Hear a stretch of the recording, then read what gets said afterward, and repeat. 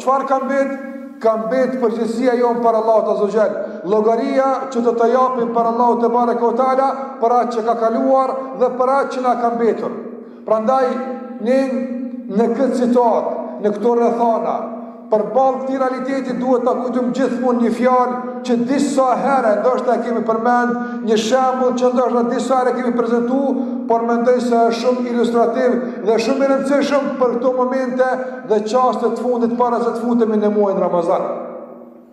Është takuar Fudhal ibn Iyad rahimahullah, një nga dietarët e mëdhej, është takuar me njërin prej njerëzve dhe e ka pyetur sa vjet i ke. I ka përmendur 60 më tepër, i ka thonë subhanallah, qenë ke afër takosh me Zotin. Qase njeriu kur t'i bën mbi 60 vite, padyshim se është më afër vdekjes saj që është në rini, edhe pse çdo kush për neve është afër vdekjes, nuk e din kush vdes më herët e kush më vonë. Kur ndëgjoj ky njeri këtë fjalë dhe këtë përkujtim se qenë ka afër takohet me Zotin xhalla xhelalu, u trondet, po thuaj se u trishtua, filloi ta kap një frikë dhe panik. Çfarë i thot Allahut Azza wa Jall? I tha mel amel, çfarë të bëj atëherë? Si cilëm, kanë kaluar ato vite, nuk mund t'i kthej mrapa më.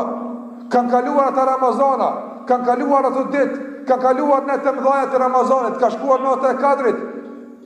Çfarë të bëj? Ka thënë ky dietar që mendoj është këshill për të gjithë neve, i ka thënë ahsin fima tabaqa yughfar laka fima mada. Tha përmirësoje në atë që ka mbet, ta falë Allah që ka kalu. Andaj nëse e kaluara, Ramazani kaluar, ditë të kaluara kanë shkuar me shpejtësi më rramense.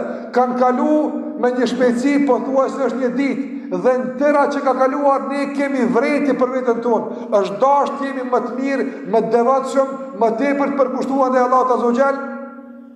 Kritika dhe vretja nuk duhet të mbeten këtu, por duhet të kenë një rol konstruktiv të na përmirësojnë qasin për të ardhmen. Andaj nëse Ramazani i kaluar të ka met me zhig, pse ndoshta s'ke bëu dhikr më tepër, apo s'ka ra shahadet më tepër sikur që hoxha e përmendi, apo s'ke bëu istighfar sa duhet, ajo tashmë ka shkuar. Mirë po, jepi Allahut besën që këtë Ramazan të jetë më tepër i kurorizuar dhe i ndërtuar me namaz, e me dhikr, e sadaka, e lexim të Kuranit, e bamirësi, e gjithë ato punë mira që mund të shërbejnë një përmirësimi të kualitetit të Ramazanit të këtij viti.